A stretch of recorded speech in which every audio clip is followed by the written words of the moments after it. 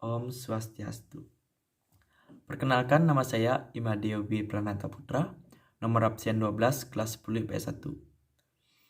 Di sini saya akan membahas bab 4, yaitu baca buku buka dunia. Langsung saja ke bagian A, yaitu batas dan butir-butir penting buku fiksi dan non-fiksi. Yang pertama ada pengertian buku fiksi dan non-fiksi. Berdasarkan isinya, buku dibedakan menjadi dua jenis, yaitu buku fiksi dan buku non-fiksi. Buku fiksi adalah buku yang bersifat rekaan, berisi hasil imajinasi pengarang.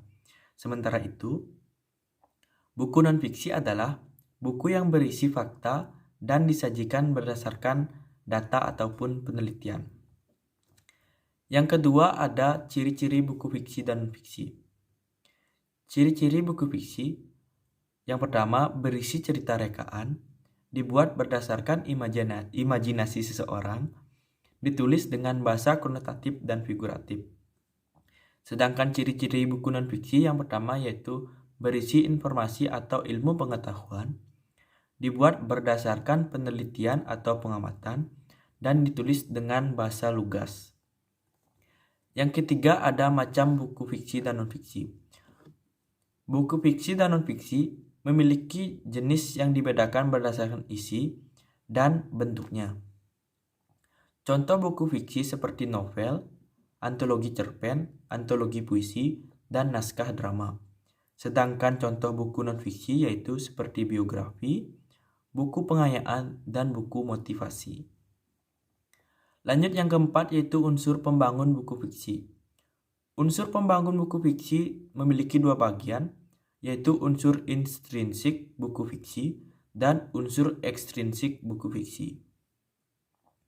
Unsur intrinsik buku fiksi terdiri dari 6 bagian, yaitu tema, latar, alur, penokohan, sudut pandang, dan amanat.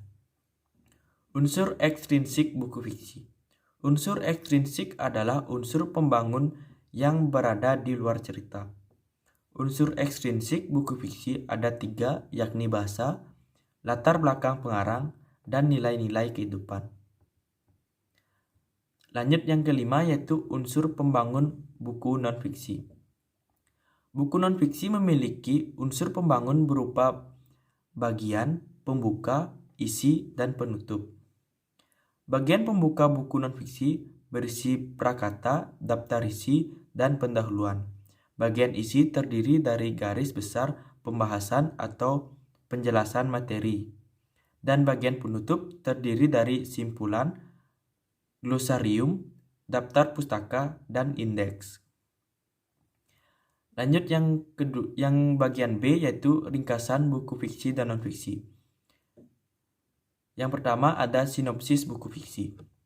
Berikut langkah-langkah menyusun sinopsis buku fiksi. Yang pertama, membaca keseluruhan cerita fiksi dengan seksama. Yang kedua, mencatat bagian-bagian penting dalam pengisahan cerita fiksi. Yang terakhir yaitu menyusun bagian-bagian penting dalam cerita fiksi menjadi sebuah paragraf sinopsis.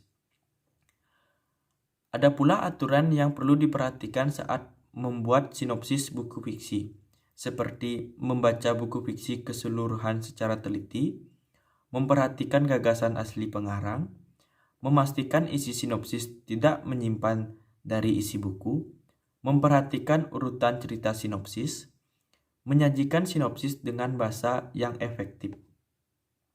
Yang kedua ada ikhtisar buku non-fiksi. Adapun langkah-langkah menyusun ikhtisar buku non-fiksi, yang pertama yaitu membaca bacaan dengan cermat dan teliti,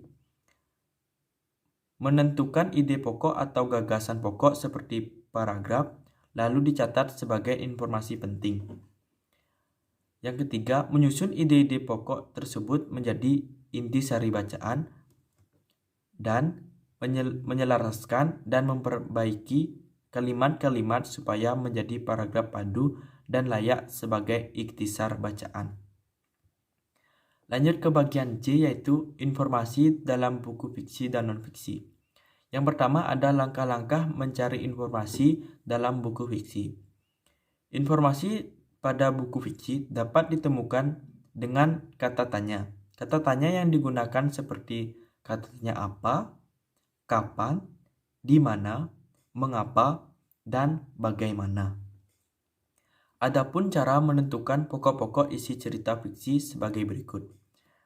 Seperti membaca cerita fiksi dengan seksama, mengidentifikasi pokok-pokok isi cerita fiksi dengan cermat, dan mencatat pokok-pokok isi cerita fiksi dengan teliti.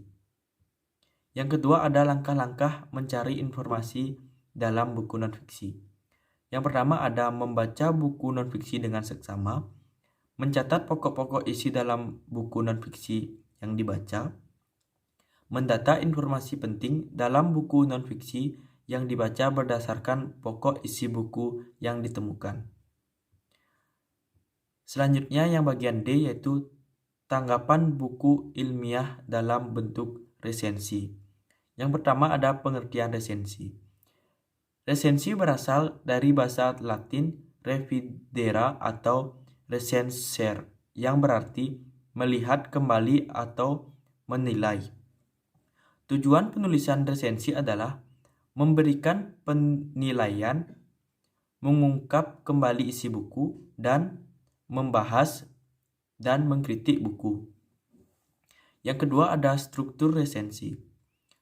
Unsur pembangun resensi meliputi judul resensi, data buku, pembukaan, tubuh resensi, dan penutup.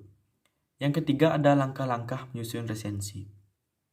Yang pertama ada membaca keseluruhan isi buku, mencatat pokok-pokok isi buku, mencari tahu latar belakang penulis atau informasi sesuai isi buku, membuat judul resensi, dan membuat pendahuluan yang menarik sebelum masuk isi. Baik, sekian presentasi dari saya. Jika ada tutur kata saya yang tidak berkenan, mohon dimaafkan. Presentasi saya tutup dengan Rama Santi. Om Santi Santi Santi Om.